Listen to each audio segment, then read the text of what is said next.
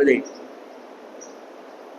अनेक बोधवचन श्री महाराजांची आता प्रसिद्ध होतात आणि त्यातल्या त्यात इथे जे लिहिलेले ना की जे नामी लागले ते निश्चितची तरले.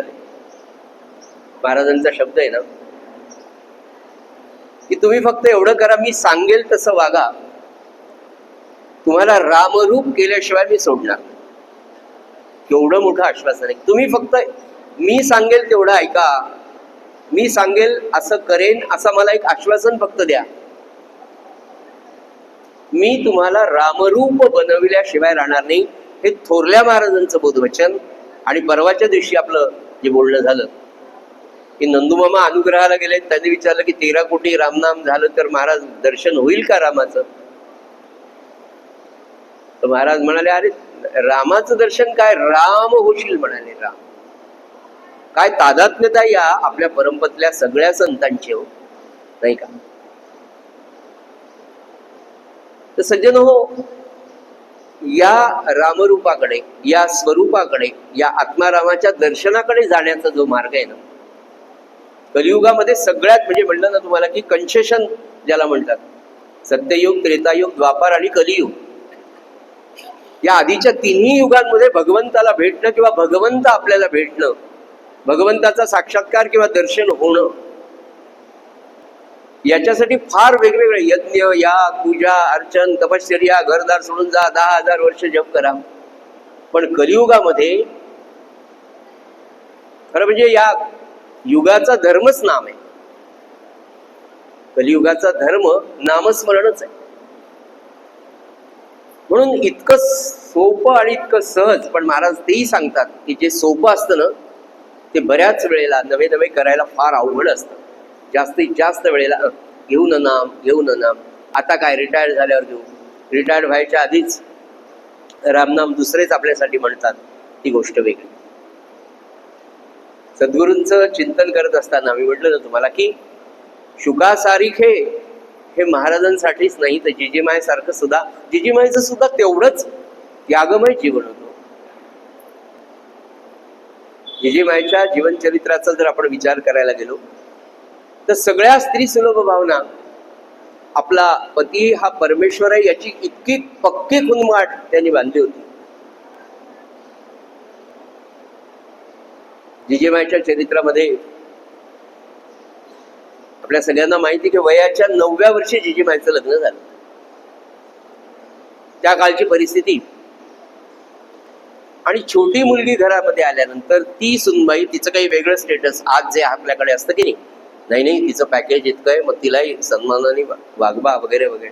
तेव्हा वागवत नव्हते अशा तर नाही, पण ती छोटी मुलगी असल्यामुळे त्या घरातून या घरामध्ये तिच्या आई बाबा जसे वागवायचे तसेच इकडे 9 वर्षाचं लेकरू वाढवायचंय, संस्कारक्षम वय आहे, आणि पहिला संस्कार माहेरचा आणि दुसरा सासरचा संस्कार असतोच ना.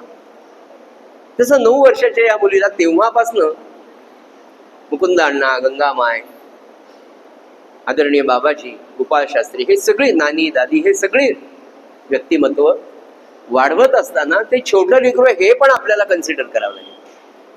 आणि हे सगळं होत असताना हळूहळू जिजीमाय पण वयाने मोठ्या होत होत्या. पण वृत्ती ही, मी म्हटलं ना तुम्हाला की विलक्षण अशी वैराग्यशील, प्रचंड निरागसता, अतिशय साधेपणा, भोळेपणा, आणि मोठ्या 2 जावा, सासूबाई, गंगामाईचा काही प्रश्नच नाही, प्रेमाचा सागरच त्या होत्या. पण तरीही शेवटी गृहस्थाश्रम आहे, घर आहे, सासर आहे, काहीतरी नानी दादी आणि वयाने लहान असलेल्या जिजीमाय काहीतरी बोलणं झालं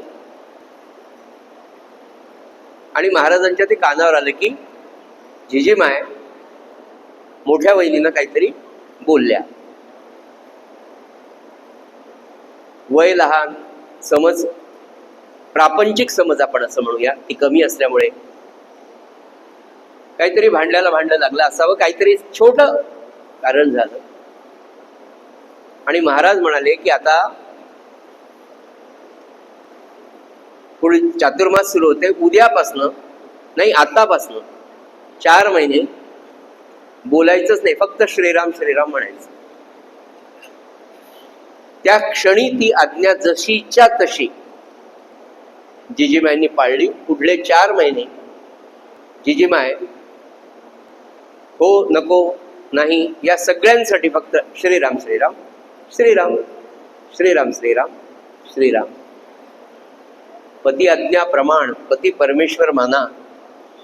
मी म्हटलं ना की खरंच आताच्या या पॅरेंटेशनच्या ह्याच्यात आपली जी पहिल्या कडव्यातली 3री वेळ ना जिजीमाईच्या आरतीतली, पतिव्रतेचा धर्म राखुनी तत्पर गुरुसेवे, ही ओळ प्रत्येक आईबाबांनी आपल्या मुलीला आणि मुलांना सुद्धा, ही पातिव्रत्य माहीतच नाही ना.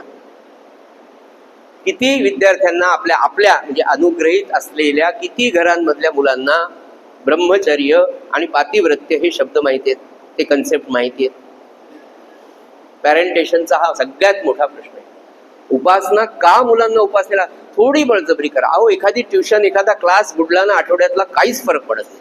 100% मी 34 वर्ष शिक्षण क्षेत्रात शिकवलेलं आहे. प्रोफेशनल कोर्सेसला जाणाऱ्या मुलांना शिकवलं आहे. 1 दिवसाचा, गुरुवारचा म्हणा, रविवारचा जो काही तुमचा उपासनेचा काळ दिवस असेल ना, त्या दिवशी मुलांना घेऊन जा तुम्ही, काही बिघडत नाही. त्यातून मिळणार, कारण जे उपासनेतून मिळणारे त्याचे क्लासेस जगात कुठे नाहीये. जी मॉरॅलिटी मुलांना उपासनेतनं सहजगत्या शिकवली जाणार आहे, नवे नवे त्यांच्या मनावर जो उत्तम संयमाचा संस्कार होणार आहे ना, तो उपासनेतनं, नामातनं, महाराजांच्या चरित्र वाचनातच. आणि त्याच्यासाठी सर्वोत्तम सिलेबस जर असेल तर ब्रह्मचैतन्य, रामानंद, आनंद सागर, ब्रह्मानंद, प्रल्हाद महाराज जिजीमाईचं चरित्र अखंड वाचत राहणे. अखंड याचा अर्थ रोज संध्याकाळ